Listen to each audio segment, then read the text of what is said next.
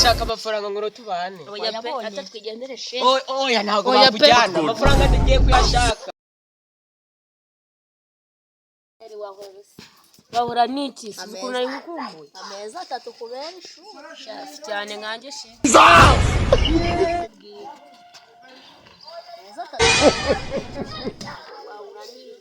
Kabisa. Ariko wari umeze ute? Anaremeze neza. Isaki. Ari. Ariko kanze naje.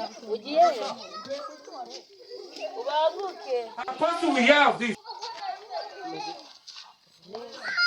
Kuri kiza. Kiza Cyane reka nawe. Uri mwiza cyane. Ego. Ahubwo njye ndi kwibaza ni kuri twakunze ka hagati. Urasaba iki? Ni igice. Igice bwo uri muremure. Amadume Shawe uri muremure. Sikuna bumurusha we. Cyane. Rero njye ndi kumva nakwikondera. Ubwo uri muremure siguri kumva nakwanga. Kareke kariya. Kira gici. Ntabwo nyikunda.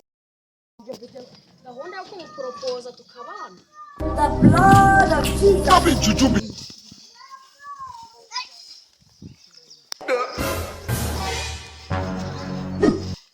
Sheri vipi? Ni ngumbi. Gisubira kureba. Ndibikora ndi ngunzi. Sisuru wanje. Oya uyu ni wanjye. Nabana nawe.